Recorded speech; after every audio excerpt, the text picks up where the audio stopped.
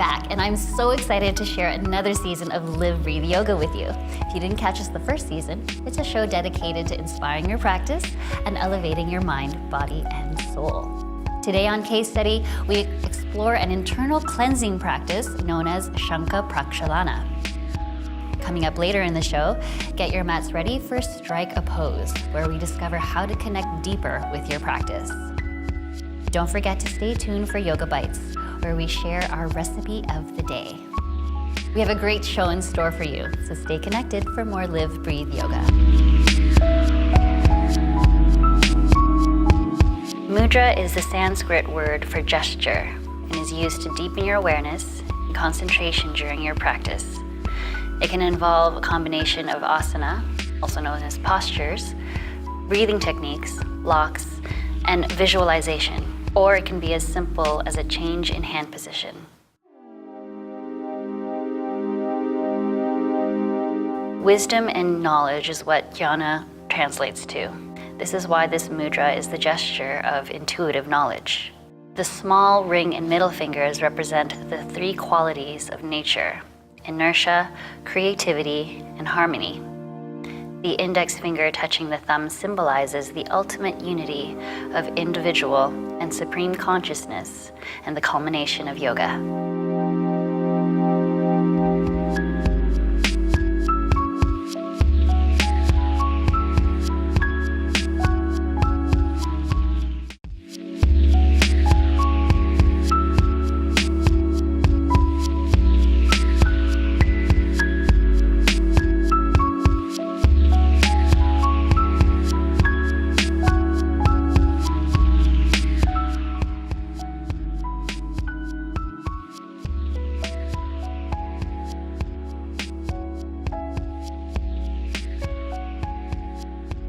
The word Shankaprakshalana comes from two words: Shanka, meaning conch, and Prakshalana, meaning to wash completely. The practice of Shankaprakshalana is intended to completely wash out your intestines.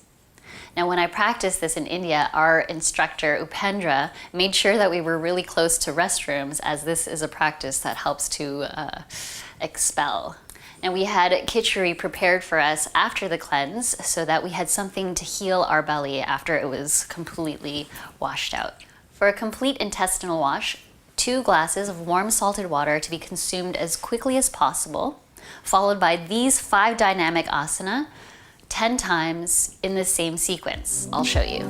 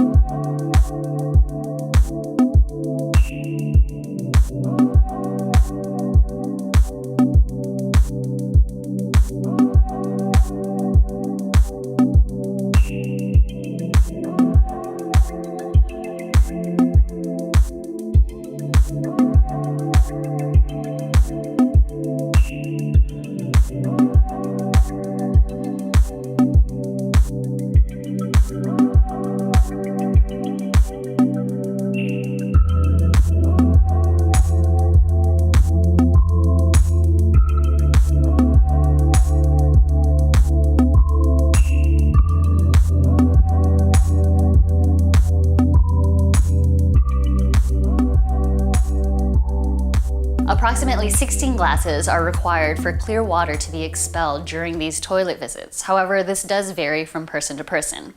Once you start to expel clear water, that's when you stop your rounds. The main benefits for this cleanse is it alleviates digestive problems, it strengthens the immune system, and from a pranic standpoint, it purifies the chakras. Coming up after the break, strike a pose. Stay connected.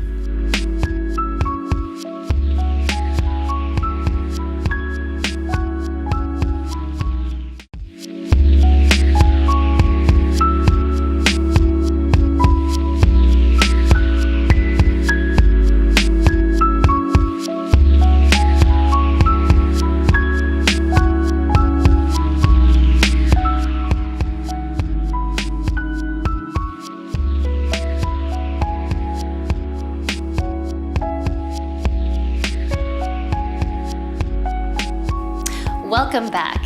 In Strike a Pose, we are sharing postures along with modifications so you can practice safely at home or at the studio. We're going to start with standing forward bend, Uttanasana. So Lee here is going to demonstrate what it looks like to connect with the pose if you're feeling very open in your hamstrings. So inhale to lengthen, and on his exhale, he's coming down into the standing forward bend. One of the things to bear in mind when you come into a pose like this is you don't necessarily have to lock out your knees to connect with the stretch or connect with the pose. Think of engaging your quads, scooping out your lower abdomen, and finding length on all sides of your neck. Now, Kate is going to demonstrate what it looks like if you have a little bit of tightness in your hamstrings. So in her bend, her knees are going to bend as well. This is totally normal and totally fine. This is your expression of the pose. When you're in this pose, you want to energetically draw your hips to the sky, even though you may not be able to stretch out your hamstrings. You will definitely feel that stretch. And again, while she's in this pose, she's going to scoop out her lower abdomen, lengthen all sides of her neck, and she's not going to try to force her forehead to her knees. And just taking time with your breath. From here, we're going to connect with Utthita Hasta Padangusthasana A. So this is hand to big toe pose. Now Lee's going to demonstrate what that looks like if you're not able to do the full extension. So what you can do is bend your knee, grab onto that knee with the same hand, with your left hand on your hip, keeping your gaze forward, and then really observe what's happening with your supporting leg. Think of lifting up out of that hip, lifting to the top of your head, and connecting with your breath. Now Kate is going to demonstrate how that looks, how this pose looks if you are able to connect with the fuller expression. So her hand is to her big toe, shoulders are stacked over her hips, she's nice and strong in her supporting leg. One of the things that she's going to look at too is flexing her pinky toe towards her outer thigh to keep her ankles aligned. Again, she's going to engage her quad, observe her breath, and connecting with a drishti really helps you to maintain that balance. If you fall out of the pose, it's okay. You can always get back into it. And from here, we're going to connect to Utthita Hasta Padangusthasana B. So hand to big toe pose, number 2. You're going to extend your leg to the side, gaze in the opposite direction. And again, you want to observe what's happening with your supporting foot. You want to lift up out of that hip, find length to the top of your head, scoop out your lower abdomen, and try to stay connected with a drishti, your focal point. And then Kate here is extending her leg fully. Again, she's flexing her pinky toe towards her outer thigh. She's finding her drishti and connecting with it so she's able to stay in the pose longer. And remember, again, if you fall out of it, you can always come back. From here, we're going to move into Dandasana. So coming into staff pose, Lee's going to demonstrate what this pose looks like if you're a little bit tight in your hamstrings. Now this can happen. You're not necessarily able to extend your legs. You can bend your knees slightly and energetically draw your heels forward. Now while you're doing this, you're flexing your feet, flexing your pinky toes towards your outer thighs. And the reason for this is our big toes tend to be the stronger muscle. So you want to actively flex your pinky toes as well so you maintain that alignment in your ankles. Scoop out your lower abdomen and think of rooting into both sits bones and finding length to the top of your head. Your fingertips are forward, shoulder blades are drawn together. And then with Kate, she's able to connect with the pose with a little bit more mobility. So her legs are straight. And for those of you who have that mobility in your hamstrings, that openness in your hamstrings, if you want to connect with something a little bit deeper, engage your quads, and you can see here, Kate is able to lift her heels off of the earth. Now, moving forward, we're going to connect with Jhana Mudra, so head to knee pose. Now, I'm going to get Kate to demonstrate what this looks like if you're not feeling as open in your hips. So you can use a block, that's an option. You can also use a rolled up towel, whatever is close by so that you can get that support. Finding the length from her tailbone to the top of her head, you want both sits bones rooting into the earth, flexing your foot, lengthening your spine. And now Kate's not going to try to force her forehead to her knee. She's going to maintain length in her spine and just observing this alignment. Her shoulder blades are drawn together, lower abdomen in, and as she's flexing her foot, her extended leg, she's got her pinky toe flexed towards her outer thigh as well. And you'll find when you connect with the pose, you're able to maybe move deeper into it as you connect with your breaths. Now Lee is going to connect with the pose in a more fuller expression with his hands at his feet.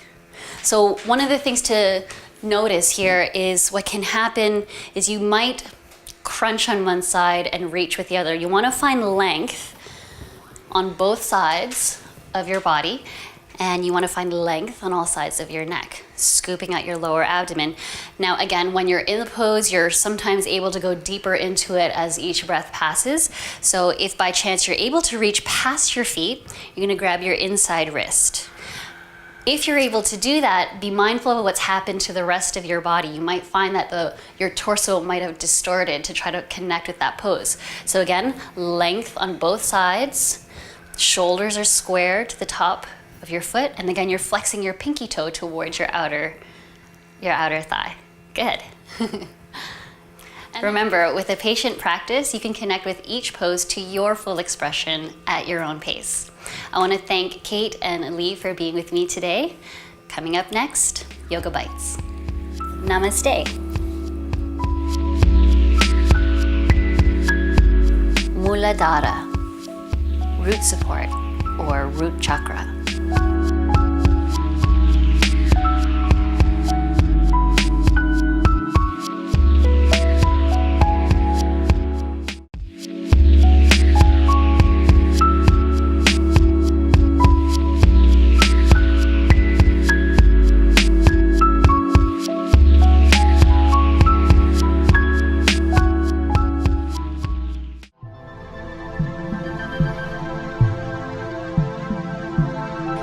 Posted this recipe on Facebook, and his description intrigued me enough to try it myself.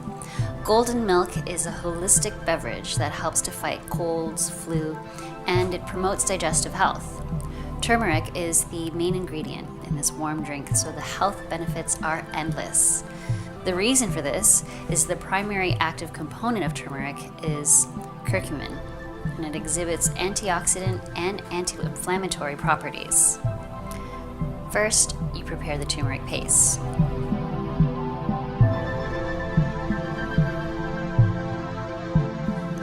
Consistently stir all the ingredients into a thick paste in a small saucepan on medium-high heat. This step will not take long, so it's best to stay with the pan. Allow to cool in a small jar in the fridge. Now for the golden milk. Here are the ingredients. On medium heat, add the milk, coconut oil, and turmeric paste in a small saucepan. Stir consistently. Do not allow it to boil. Take off the heat and pour into a mug. Add honey to taste. This is a great drink to have before bed. Enjoy. Now remember, if you have a favorite recipe that you'd like to share, feel free to post it on my Facebook page at k.yoga. Tune in next week for more Live, Breathe Yoga. Thanks for watching. Namaste.